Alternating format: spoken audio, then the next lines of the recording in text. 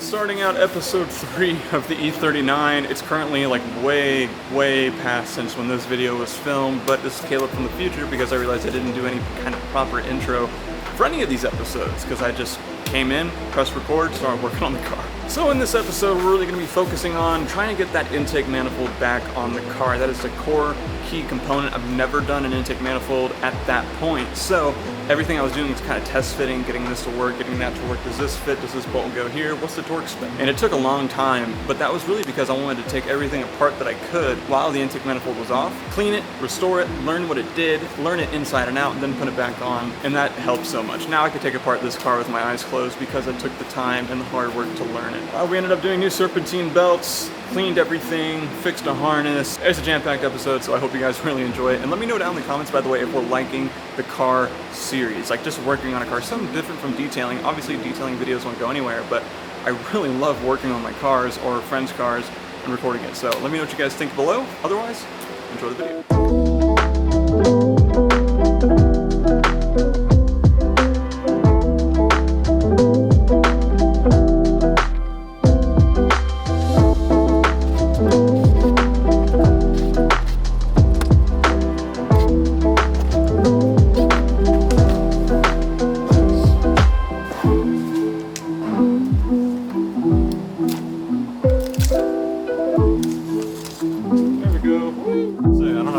These would have lasted if we left them on the car because they were starting to dry rot, it seems, probably just from sitting. But we got new fancy Gates belts going on, but I do want to clean up the harmonic balancer. I want to clean up these other little belt, what the heck, man? Yeah, I want to clean up all these other little things too.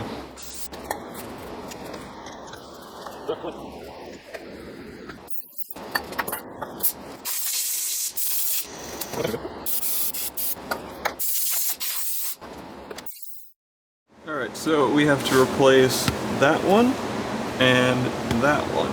No particular reason as to why I'm going to replace those other than they were like $6 on Rock Auto for OEM.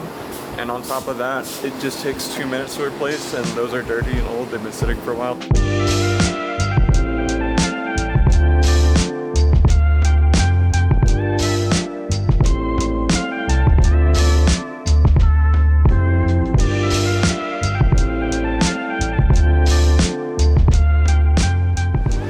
Got everything cleaned up, put back on.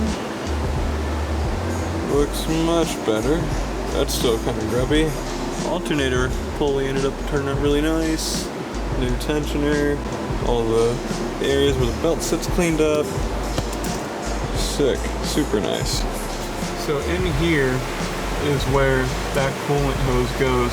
And if you look closely, a little plastic thing broke inside of there from the old pipe, and this is a very well-known issue with BMW, especially E36, E46, E39. So we gotta pull that out right there, and then clean it with a wire brush, and then we also have to clean, and then this little port, it's so hard to see. This little port we also have to clean too. So.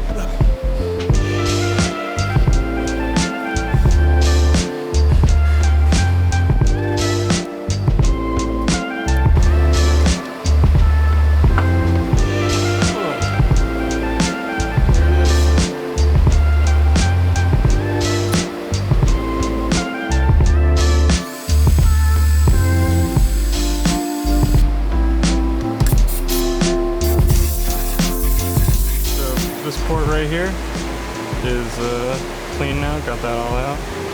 Now we have to clean this one. There we go. Nice and clean. Way better, way better.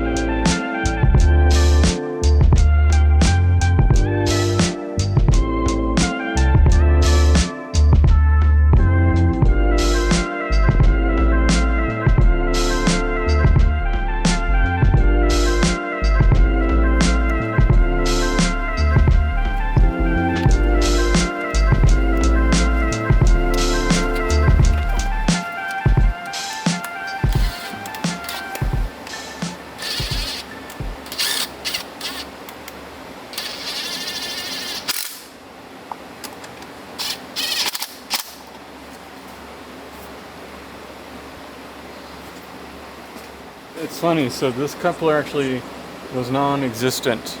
And so I went ahead and made one myself using a Volkswagen heater core coupler that usually breaks. That's like on the firewall. There is a nipple underneath here. I'm gonna see if I can get some B-roll of it now that I finally have it on. But I went ahead and sealed that whole entire nipple with RTV, put a bolt in it, sealed the bolt, let it cure, and then I went ahead and heat shrunk it too. So it's sealed. We'll see how long it lasts.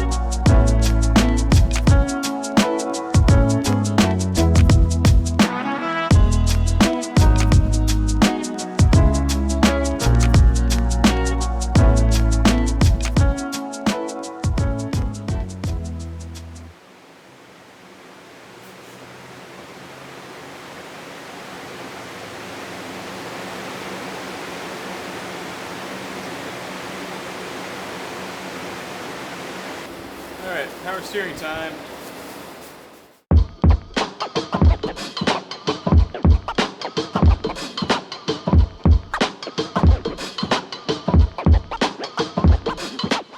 So first of all, F these clips that come with this dang thing.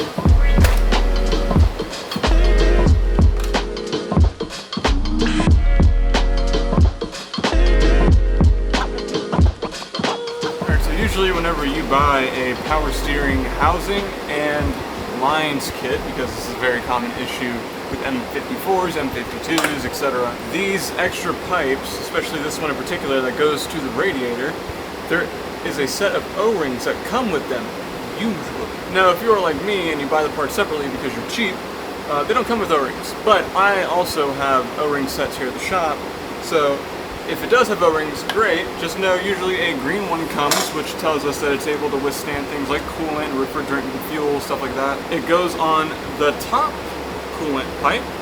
Since ours didn't come with one, I'm going to do my own.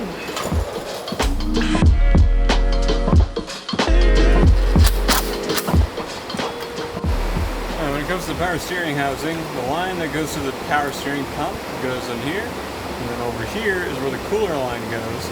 But with the cooler line, we're going to leave it kind of loose because when we go to bleed the system through and everything, we're going to pull that off and cap this off. So I'm just going to kind of mock it up for now.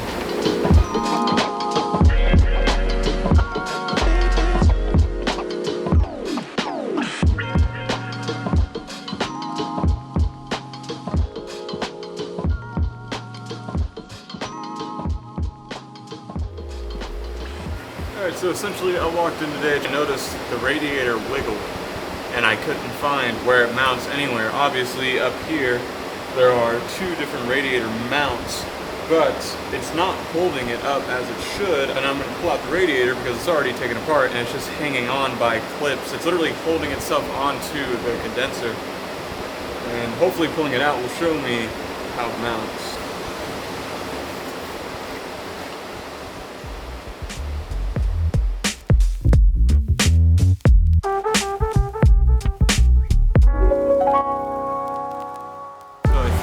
Figured this out here. On the bottom of the radiator, there are supposed to be little round knob mounts right here, right? That come over here and sit on these little plastic thingamajiggers. They're on both sides, right? Kind of what keeps it in place, and that's why this was not up to size. Now, I don't have that, but I do have a bunch of these little poly mount thingies that are for something else, and I feel like I can almost custom fab my own little doodad here by stacking these as such. I'm not really too sure yet how I'm going to do that, but let's get out the trusty craft table and see what we can do.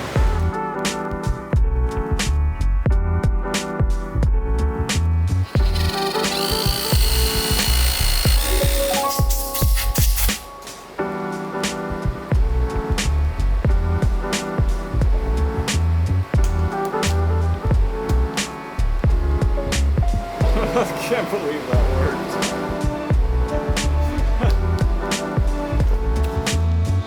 Well, it's on there.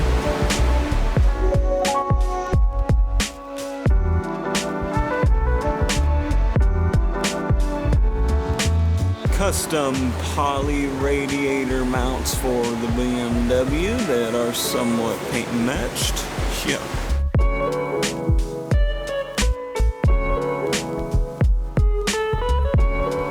Oh, it's perfect.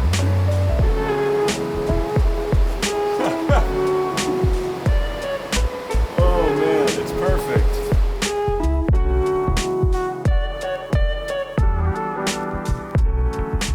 Now, it's perfect. Man, I love doing custom stuff when it goes right. Now it's sitting up perfect. It's mounted perfectly. There's no play, no nothing. Probably hear some stuff because it is poly, but otherwise that is so good. I love it. Alright, I think now we're pretty much good to start putting this back together, unless I find more dirt or crap. But yeah, I'm not really sure or remember how this all came out, so we're gonna be playing it by ear. This ought to be good. See here, these are all the parts that I kind of taken off, and whenever I've taken them off, I pulled them off, cleaned them, and then treated all the plastics and rubber so that way they're like new, and then all the bolts are right here and all the whole bunch. So yeah, we need to start with getting, I believe this goes from the upper or lower radiator to the thermostat, I believe, if I'm doing this right. Yes, that goes to the thermostat. Okay, let's do that.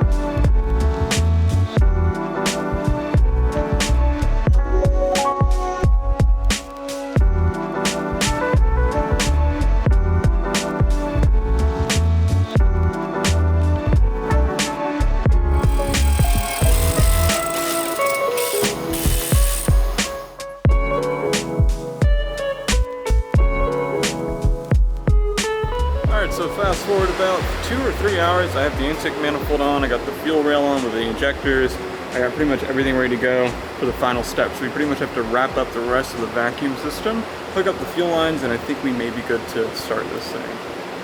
Maybe. What do I know?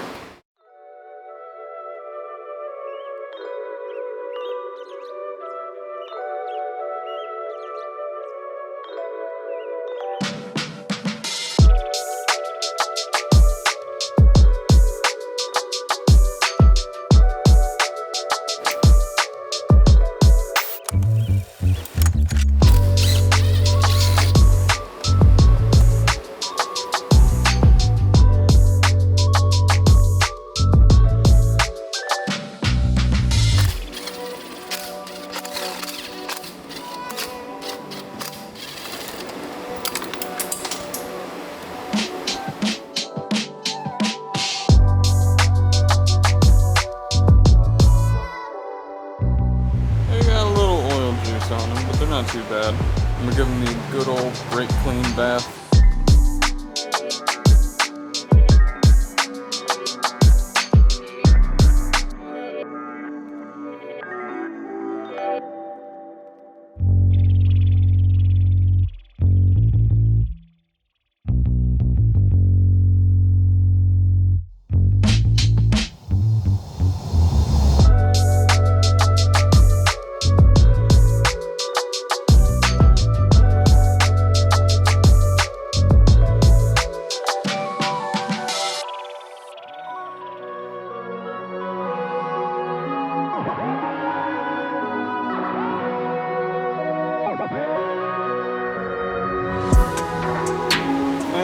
Just like that, beautiful cable management. I have no idea why the hood latch cable zip tied here with those, because there's a spot right here in the chassis that is for plugging this in and mounting it. I actually got these to line perfectly now and sat into the little clips and zip tied them to look nice. Beautiful cable management, that sort of thing. Got the little grounding area all settled. All right, now we can do the intake.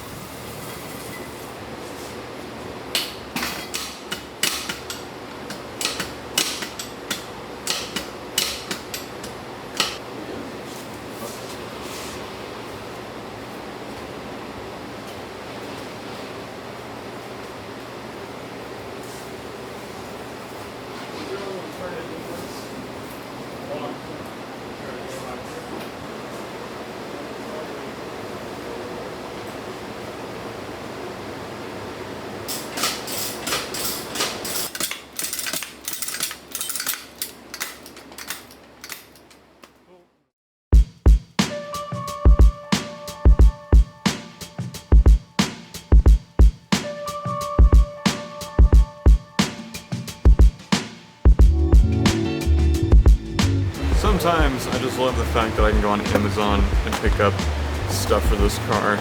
It's really nice because with the Golf R, I can't do that really. Today we have a new mass airflow sensor because whenever I started this thing it was misfiring just a hair and it seems like it could be the math. This motor should have an OBD2 reader inside and then you have to have a special plug for this to read the entirety of the modules. But what you really can do is take two of these contacts in here and bridge them by soldering a wire to them.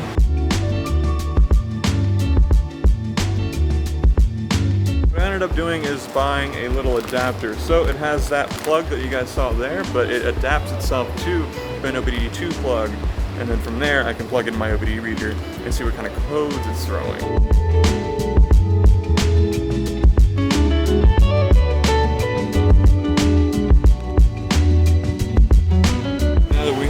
all these codes figured out. There you go, so you guys can see them. We're gonna go ahead and clear these codes. And then we'll go ahead and start the car up, let it run for a minute, and we shall see what codes come back.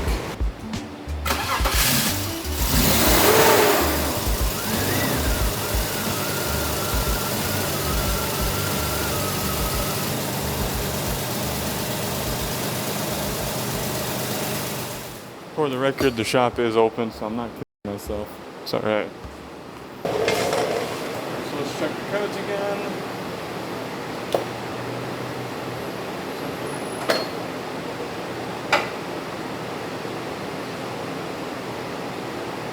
What's that pop? Is that a sticky valve?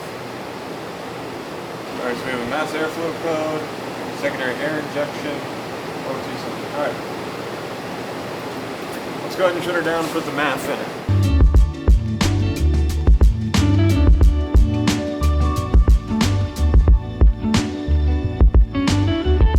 Now that I think about it, I actually should take this out because we have to do this.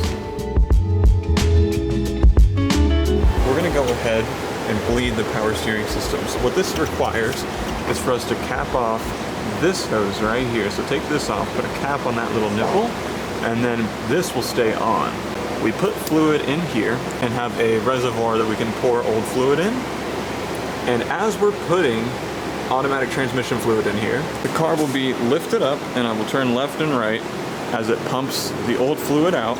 And once it comes through completely red and clean, we will go ahead and cap it off and be good.